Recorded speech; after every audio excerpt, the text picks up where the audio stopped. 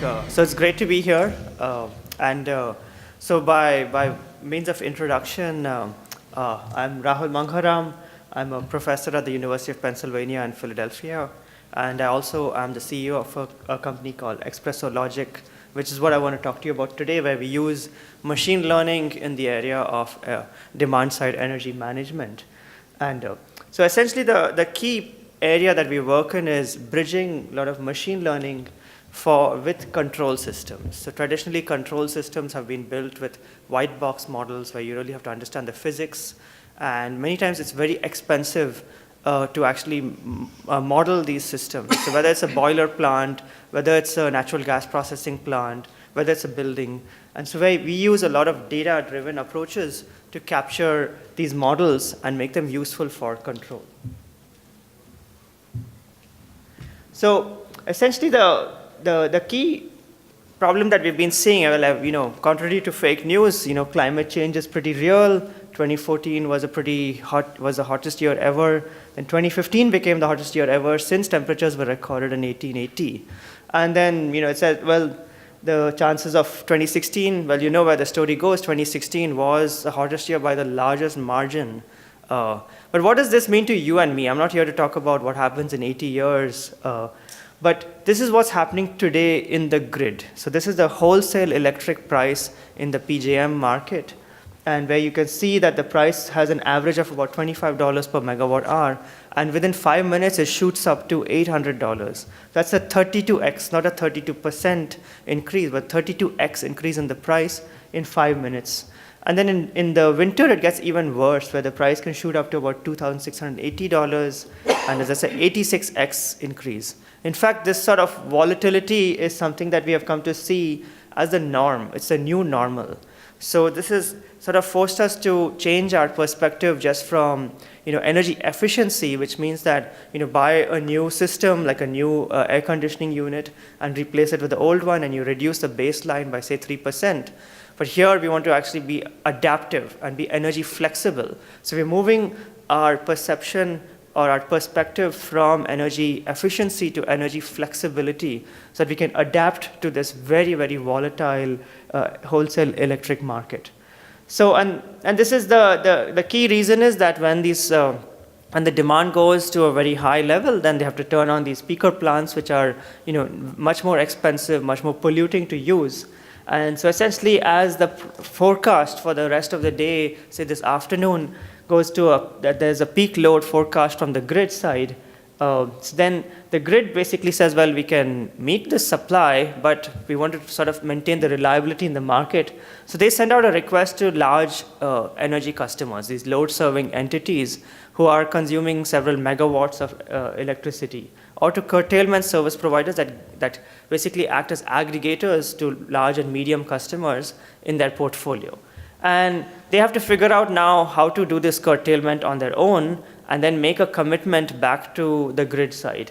And to say that collectively we will curtail, say 240 megawatts within this region from 3 to 6 p.m. today, right? And this message goes out at 2:30 in the afternoon and for 3 o'clock, for an event that's at 3 o'clock. So they have to figure out in half an hour, how do they do this curtailment?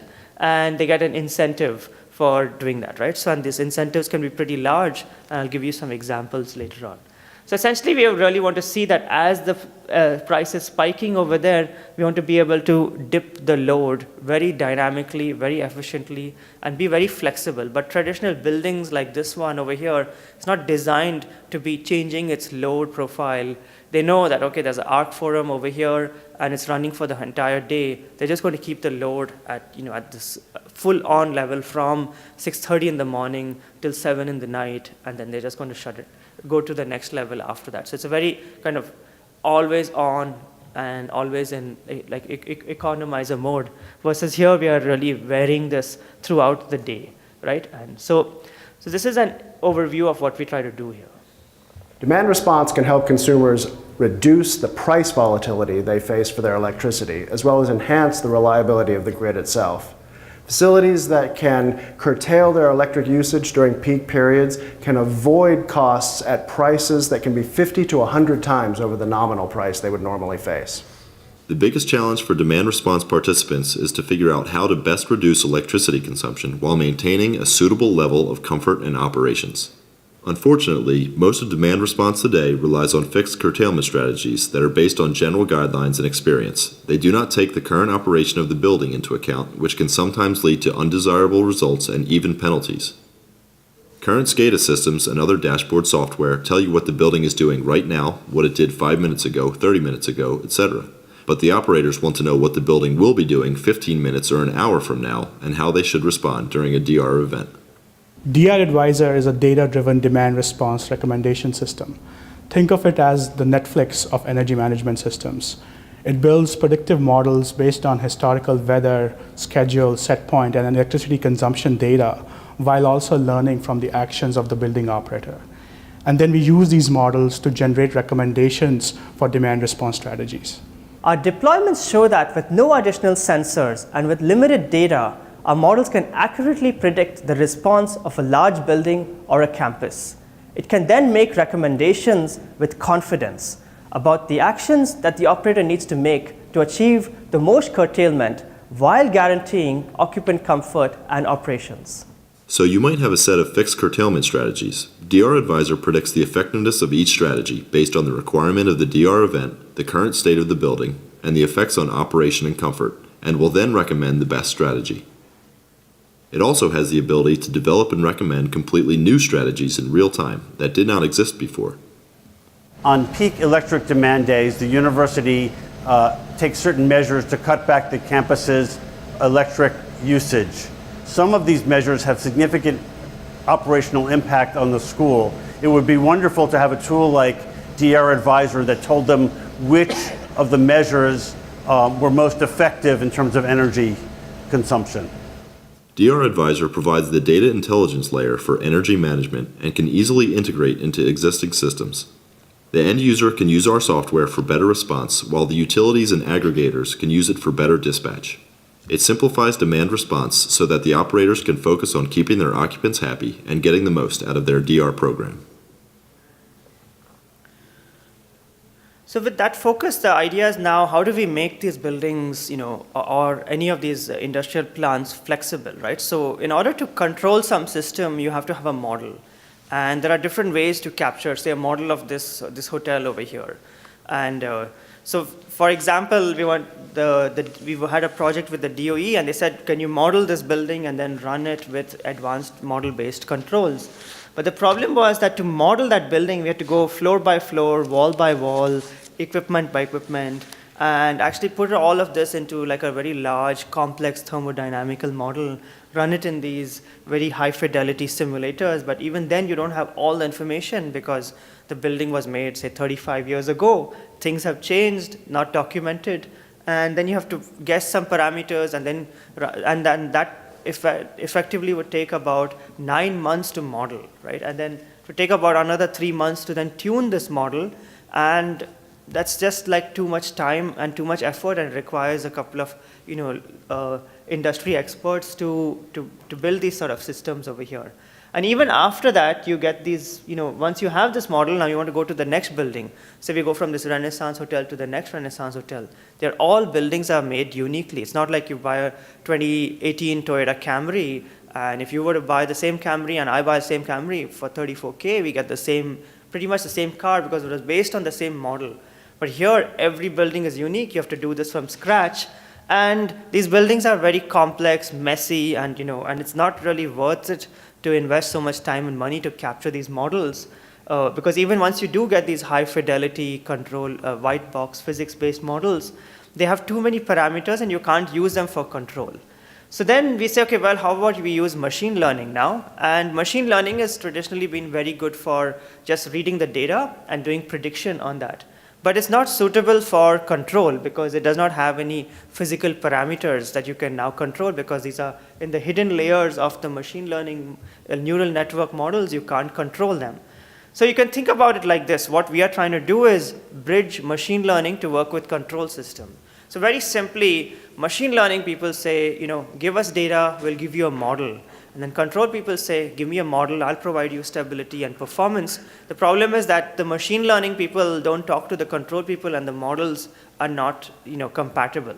And so that's where we come in and we bridge these two worlds, where we want to take these cheap to build and run machine learning models, but allow them to be used for synthesizing control strategies, right? So it's essentially we're plugging into the building's data and coming up with control strategies, in a very short time. So that same building that took about 13 months to model over there from a physics-based model took us 6 minutes to train and to be able to run our controller on that with 96, or 97% accuracy.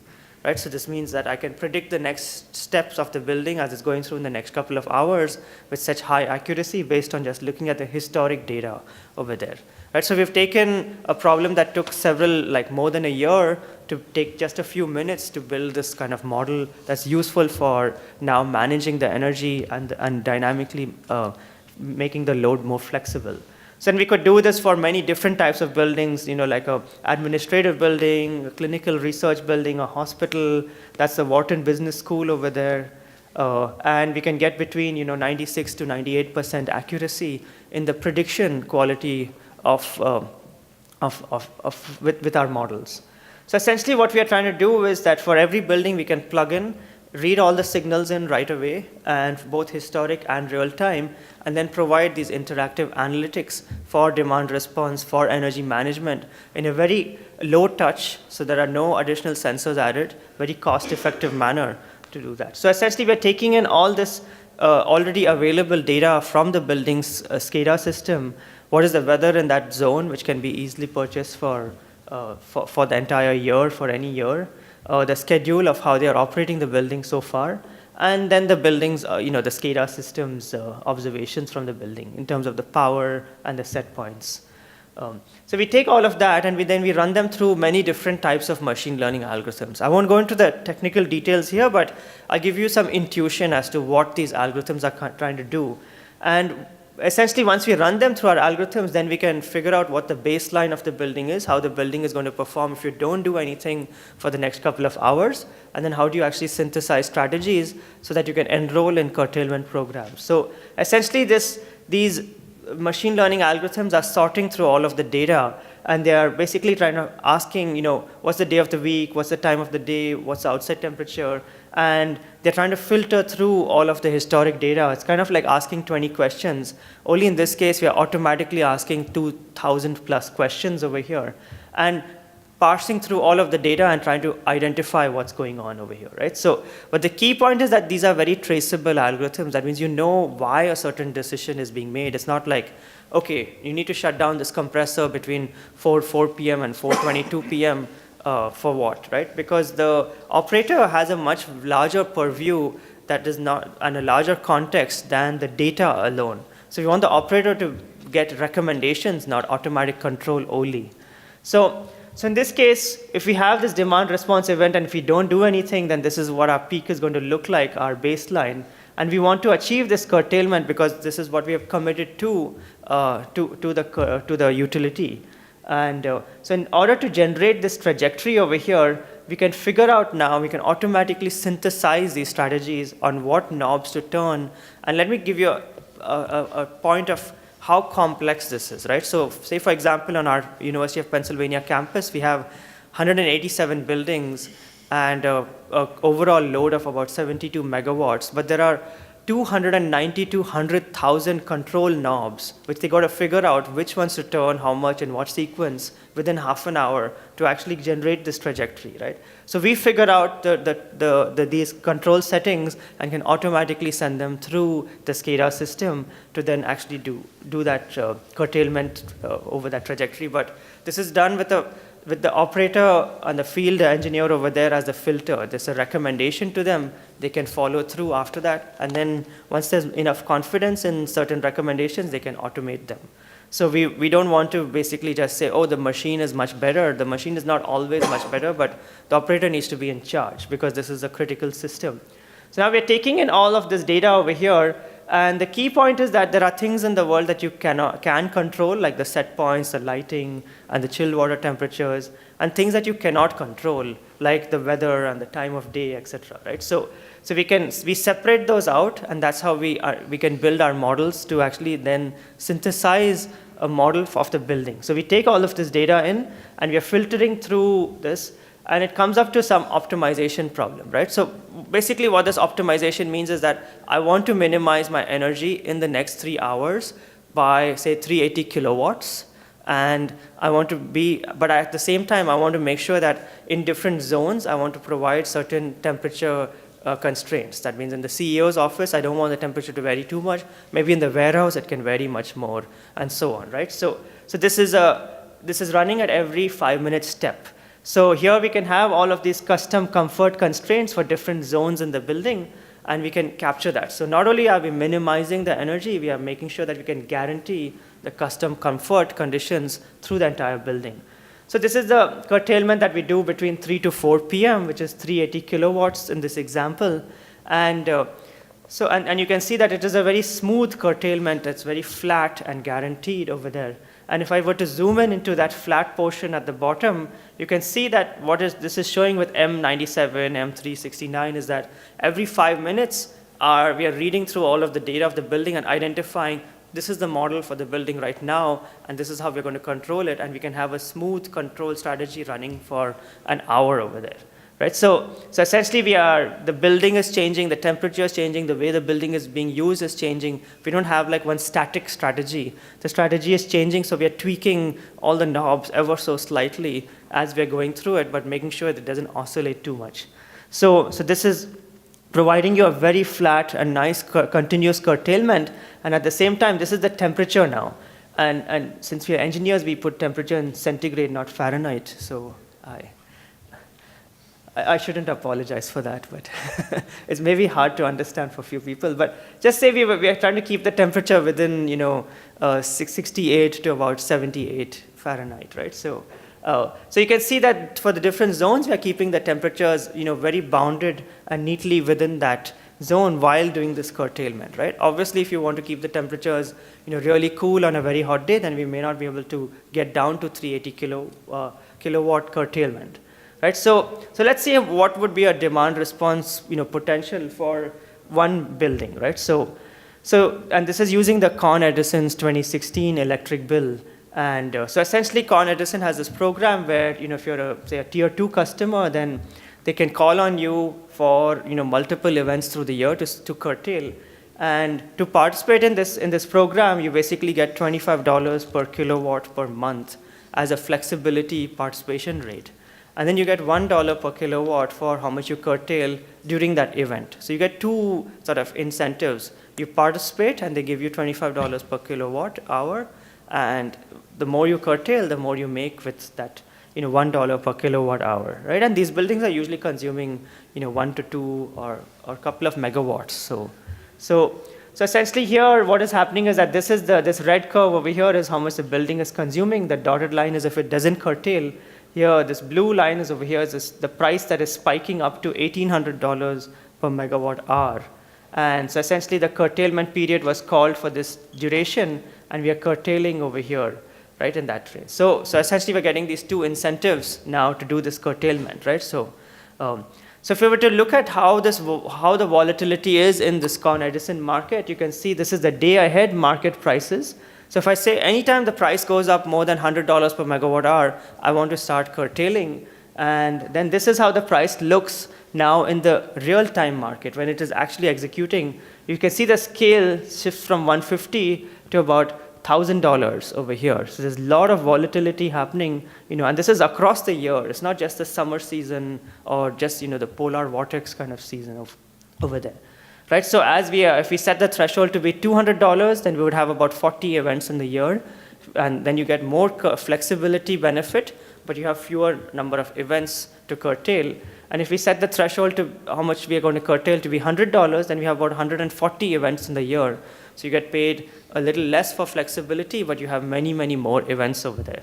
Right, so we can take two kind of large buildings over here, 12-story building and a large hotel like this hotel over here, And we're going to look at how this actually works out, right? So this is sort of the demand over the time of one day, and this is the curtailment that we have to do over here. So we want to curtail 100 kilowatts during this peak time of 12 to 4 p.m. And as you can see, the prices, this is actual prices spiking over here, going up to $800 per megawatt hour.